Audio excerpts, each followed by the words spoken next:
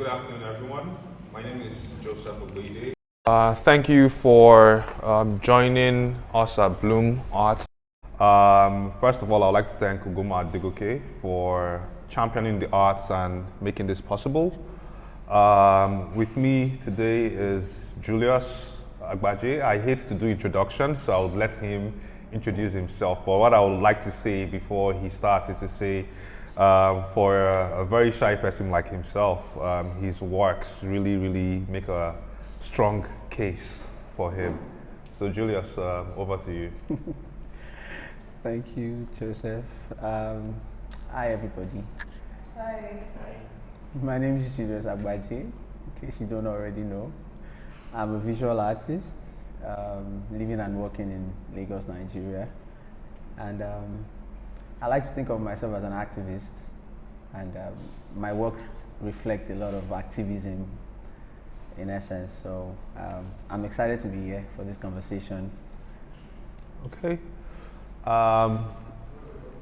So I think for most people who don't know Julius, they would have seen the picture that came out in December 2019 of a certain African president painted as the Joker.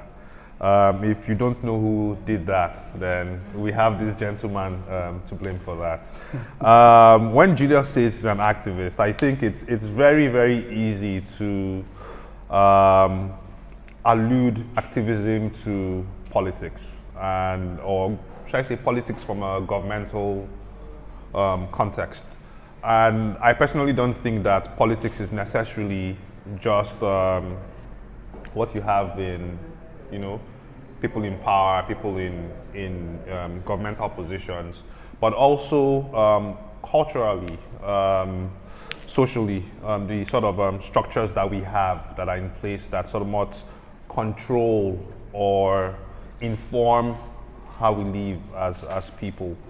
So when Julius says he's an activist, you won't see anything that you would connote to be activist in this body of work. But as you start to see how he sort of challenges societal norms with the work on display today, you would begin to, one, I think, question your own context or your own framework of thinking as to how you position yourself against others, and to also question your idea of what it means to be a man, or what you think men in society should be. So Julius, I would let you speak about the body of work we have here today. Thank you, Joseph. So the exhibition, The Pipes That Bind Us, is sectioned into two halves. The first half is 50 Shades of Me, and the second half is Boys Are Flowers Too. I'll take off from Boys Are Flowers, and with Boys Are Flowers, what I wanted to do is to create works that would challenge norms in society, challenge the stereotypes against the male gender specifically, stereotypes against how men should carry themselves, what men should look like, what men should speak like, what men should or should not do. I wanted to challenge my audience to look deeper into their humanity and maybe find a place of empathy again when dealing with this very delicate gender, which is often assumed as the stronger gender. I wanted to challenge society to be more welcoming of this gender, to be more forgiving of this gender, to remember that there is a common thread that joins all of us together, and that is our humanity. And the fact that I have a penis doesn't mean that I am stronger than a woman. I bleed red the same way that a woman would bleed red. I'm not Superman because I have broad muscles or a broader chest or a different framework than a woman has. So yes, basically this is what this series is targeted at. While the second half of the series is 50 Shades of Me, and there I'm just exploring my mental space, my mindscape, and bringing to fore some of the things that go on in my head whenever I'm by myself. I'm quite reticent in the way that I live. It is not until recently that I started being more accommodating of people in my space. Like Joseph rightly said, I don't know how he deduced that I'm a shy person, but I am a shy person, and the front that I put up is nothing but that, a facade. So in 50 Shades of Me, I am showing the different sides to me, the exciting side, the confusing side, the indecisive side. So basically just bringing to fore like the different sides of me so you can have a glimpse into my world in essence. Okay, cool. I think it's interesting when you meet someone who doesn't speak a lot. I think people who are, should I say, who keep to themselves, have a sort of advantage in the sense that they get to criticize the world a lot more. On one hand, you can see that people like that can be very dangerous. But on the other hand, you can see that the sensitivities that they have makes them more empathetic to what living in this world is like. I'll come to the 50 Shades of You afterwards. I think that's an interesting aspect to visit, especially for someone who is really, really quiet like yourself. And it somewhat also challenges the idea that people who are introverted are not interesting. But to bring to the fore what you had mentioned about, one, the delicacy or the delicateness of being a man, right? First of all, I'd like to start with this work behind us titled The Paradox. It's a very, very interesting picture, at least to me. And just seeing the positioning of so you have this character who could be coming out of Soul Train. I don't know who's old enough here, but I mean, I caught the end of Soul Train. So I mean, you have someone who could be out of the 1970s disco sort of era, and then you see that character in heels, and then is also, you can see the affirmation of his masculinity with the dumbbell, and then you can see the softening of that masculinity again with the Dalmatian, which is not a most masculine dog. Like, I saw that and I told him that the first thing that came to my mind was Cruella de Vil, right? So like, it'll be good to hear you speak about it. I have ideas about the work, some that I've hinted to, but it'll be good to hear you talk about what this paradox is, because I think if everybody and I think everybody has viewed the work before now. So this is a good sort of, should I say, foundation that informs the rest of the work. And it'll be good to hear you speak about this, and I can then, follow you on the journey that leads to the remaining body of work. Thank you. Yeah. So I'll take it from the angle of the elements, the most dominant elements in painting. The flower emerging from the head of the character, the dumbbell, the heels, and the Dalmatian. The Dalmatian, I would say, is the most minimal of the elements in the composition. Minimal in the sense of meaning, in terms of context. It's more like an icing, just to complement the rest of the painting. But the flower emanating from the top of the subject's head speaks to the theme of this half of the series that I'm presenting, which is flowers are boys too. So I wanted to be literal about that. So I had flowers emanating from the head of the subject, because in this part of the world, I don't know about other parts of the world, I've not been around much. But in this part of the world, when you mention flowers, it is often associated with women or femininity. So I wanted to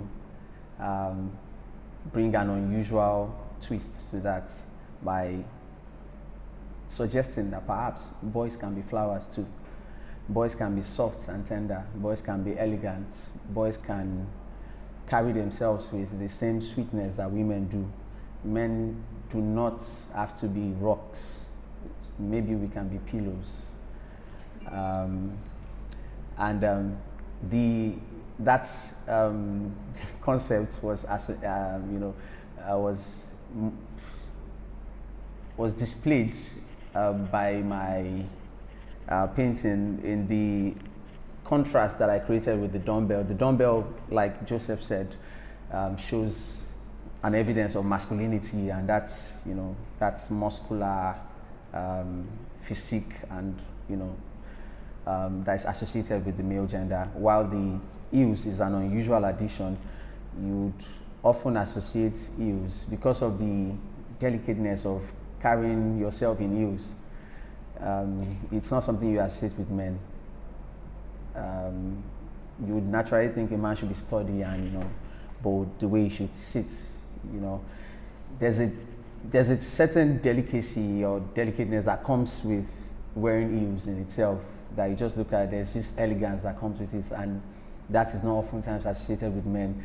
We believe that men should be hard and wear boots and just be rocky in essence. And so that contrast is it's a metaphor. Actually, the heels are a metaphor for the softness that women have. And I think it's, in my opinion, I think it takes more strength and more strength for a woman to carry herself elegantly in heels than it requires for a man to lift a dumbbell. So I don't know why it is often insulting to a man when they say you act like a woman, when a woman should be the emblem of strength. In essence, the things that a woman's body can do, a man can only dream of. So why do we say men are strong and women are soft or weak?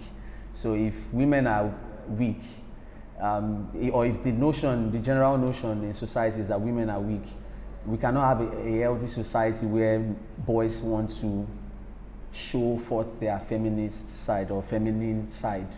So you find that this fits the male, toxic masculinity that society in turn complains about.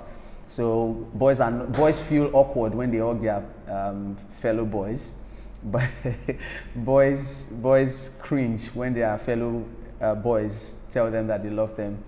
I mean, for the longest time, some of my male friends could not even tell me I love you without adding no homo behind it, or after, like, why the no homo? Why are you telling me no homo? Just tell me you love me and give me my flowers. Yeah. So interestingly, I think one of the reasons why this painting really spoke to me is when you think about gender today, right? There's this concept of gender fluidity, right? Gender it can be anything. And then if you think about culture, and this is just me speaking to his activism, right? So about how culture shapes how we behave, right? So no one exists in a vacuum. I was having this very funny conversation with a colleague yesterday at work, and he was trying to prove his individuality. And I said to him, but you know that there's nothing that you think about today that has not come from external sources, even if you are reacting otherwise to it. If you have an opposing opinion to something, that thing had to be placed in front of you first for you to react to it, right? So there's no you without an external factor, and you can run the mental experiment to say, how would a baby who is placed in empty space and it can feed and do that, 30 years time you come back, what would that kind of human being be like? You probably think the person is mad. to bring it more to where you're coming from and what I was trying to say about culture and gender fluidity, right? So, on one hand, culture is a very fluid thing. Culture changes. Culture is not static, right? And when you think about, so I saw the hills and I laughed when I called and let's just go back 400 years, 300 years, maybe even 200 years, right? Victorian England, old America, Renaissance Europe, men wore heels. Facts. Right? Facts. Pink was a masculine color. Facts. Right? A lot of these things are quite new to our existence as a people, right? And if you think about, so now let's even take it back to Africa, and you think about our own ancient kings, ancient cultures, our grandparents, Ashoke is colorful, right? Your Ankara is, traditional material is colorful. So these ideas of what it means to be a man are very, very, it's what just happens is culture is informing you every time that this is what is demanded of you as a man or a woman. And then you either fall in line or you sort of react to it. And then I just wanted to say something that caught my eye about the paintings. I don't know if that was conscious, but in all these paintings, you have blue and pink, which are masculine and feminine, what we consider to be masculine and feminine colors, right? Yeah. It'll be interesting to see. Sorry, like for this one, I really like this painting. I really like this one because it's like the, when you go to church and there's stained glass, right? And then you have this halo. So you have these characters. I don't know if this was intentional. So it'd be interesting to know what your thought process for these circles were, what the thought process for the sort of juxtaposition of what it means to be a man and a woman. So like, for example, in this picture, I asked you, because this was the only one I found a bit hard to understand. And you have these juxtapositions that are happening. So it'll be good to, let everyone know what you're thinking in the contrast was, and then what you're thinking about how culture changes and how it's sort of informed your work or this body of work. Sorry, I know I talked too much, but thank you so much for that. So cultural fluidity is a very subconscious and conscious aspect of my work. Yeah. I teach Sunday school in church, and one of the things that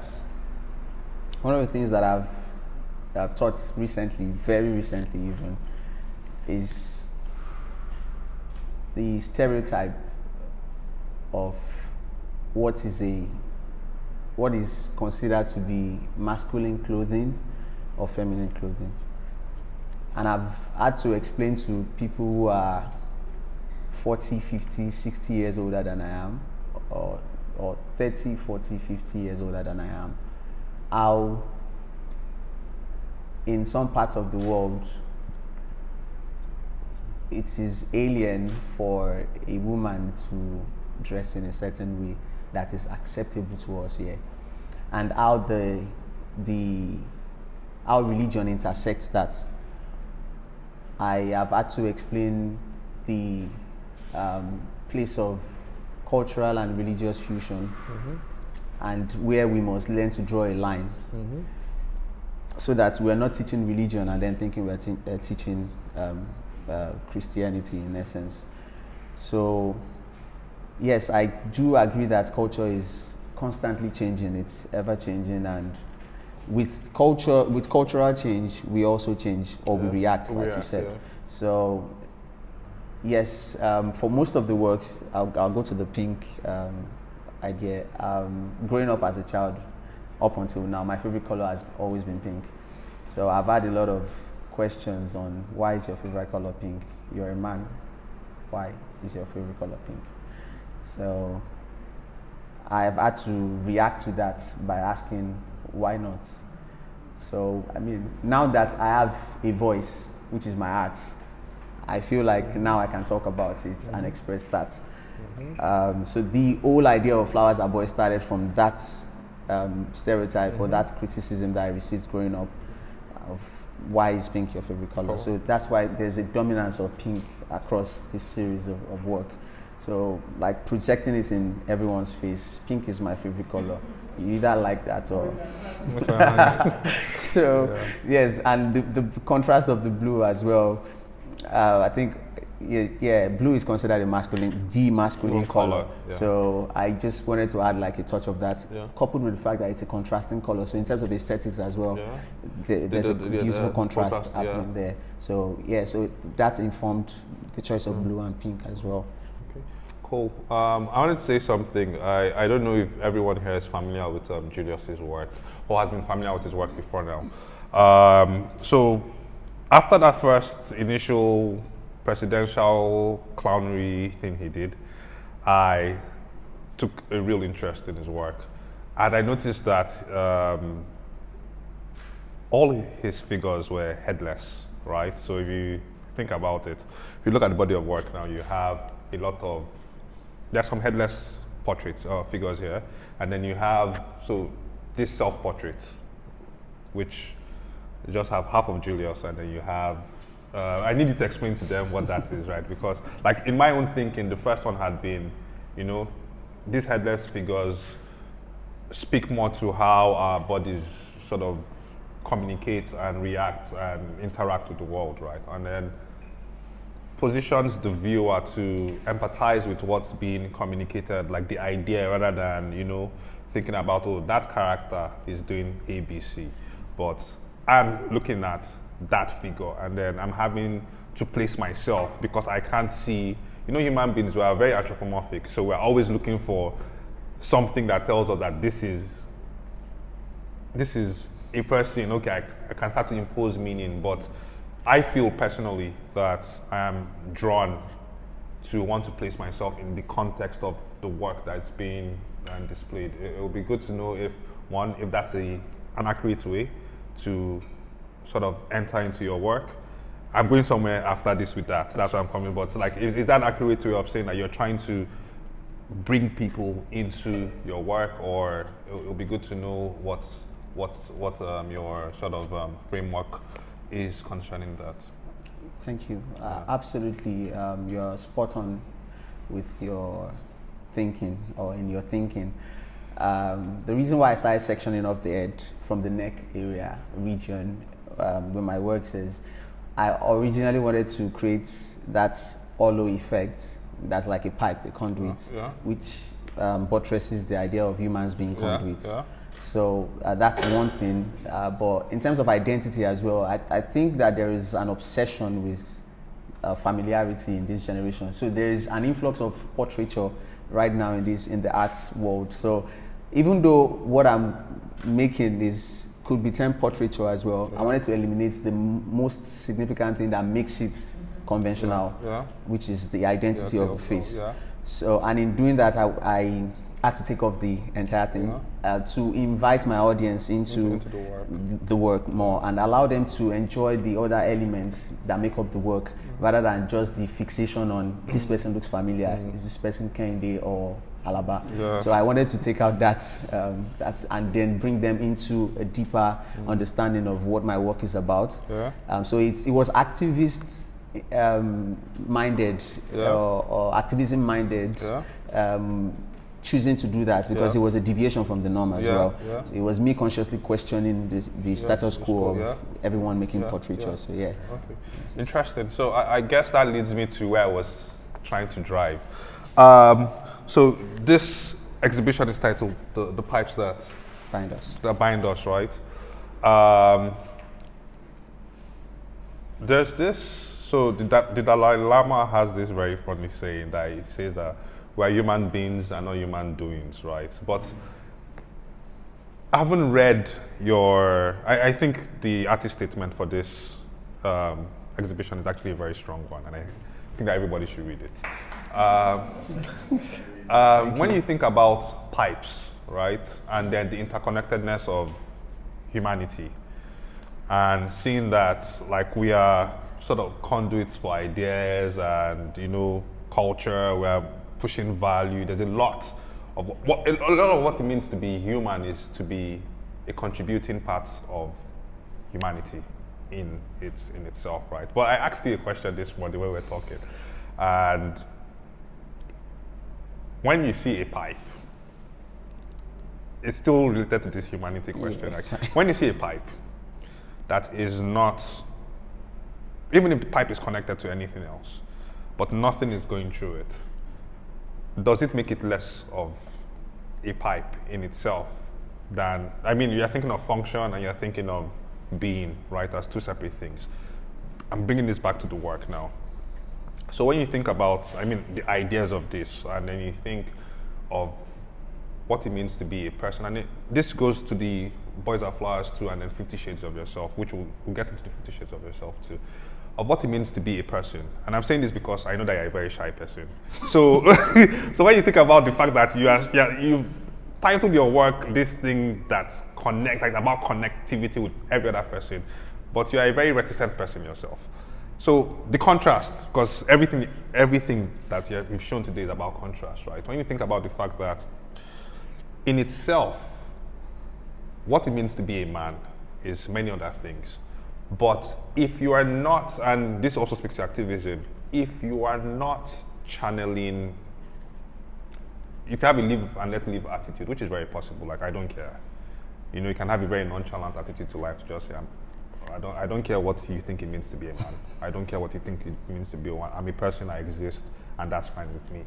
Are you comfortable with the fact that every other person can live their lives without challenging these things? Or is your mission to say, beyond your satisfaction of self, you should contribute, you should have this idea that you should challenge the norm, because that's how we make new norms, that's how we make new cultures. And you're saying you cannot be a pipe that is not conduiting things. It will be interesting to know what your social message is concerning this. Are you saying you have to actively put into the world what you think is right? You cannot afford to be quiet, because if you're quiet, then why are you then human? That's my own, like if I summarize everything that you're showing today, that's how I understand it. But it'll be good to know what your knock on the person's head is to say, go ye into the world, don't be a pie. You know? Yeah. That's interesting. Thank you once again. So I like that question a lot, because it's not something that I actively thought about before, but it's something that even in thinking about it while you were asking the question, it makes sense, because I think even inaction is action. There is no such thing as not being engaged. Even being disengaged is engaging in non-engagement. So, in a way, there was a poem that I wrote about 3 years ago, and one line that's still in my head from that poem is, nothingness does not exist, because even nothing is something. So in thinking about that, even our apathy towards situations or things that influence humanity is a contribution. Say evil thrives, I don't know. When good men do nothing. When good men do nothing. So even your inaction is contributing to the grand scheme of things. So just like you see a pipe that's not connected to anything, or it might be connected to other pipes but not carrying any content, and you think that it's empty. It's not. It's occupied by air at least. Yeah. There is something going through it. Yeah. Nothing. Similarly, I think humans are not able to be empty or devoid of emotions, of experiences, and all of those things. So it is a myth that if you are not, even the concept of people saying that they are, atheists? Yeah, atheists. I don't think it's right. I think everyone has to believe in, even not believing in a God is believing in a God. Okay, that's an interesting take. What? Yeah. Yes, so it's just you don't agree with all the gods that exist right now, but there is a God somewhere for you, and it might be self. Yeah. Oftentimes, but there is a God. Okay. So there is no such thing as I don't believe in anything or live and let live. There is something that you're standing for. You just maybe have not come to that realization yet, and some of us go through life without realizing what it is. So in that way. Even when Sir Isaac Newton propounded that for every action there's an equal and opposite, so even our inaction, for every inaction as well, there's an equal and opposite reaction. So there's this analogy that I like to use oftentimes of people allowing debris to store up in their gutter or in the drainage over time. You're seeing people do it, and you're saying, "Me, I'm not doing it though," and then you keep watching people do it over time. I mean, in summertime, everything is fine, everything looks good, but then the rain comes, and there's flood. You now have to raise your skirts up or roll your pants up when you want to walk to your house. Then it starts to affect you. Your inaction is now affecting you. Your inaction, you're now paying a price for your inaction. So in a way, and similarly, if we do not engage in conversations on climate change and all of these things, our inaction too eventually would in a way affect us. So there's no such thing as let me just live and let live. You are contributing to the conversation or to the narrative in one way or another. Okay. Yeah, that's interesting.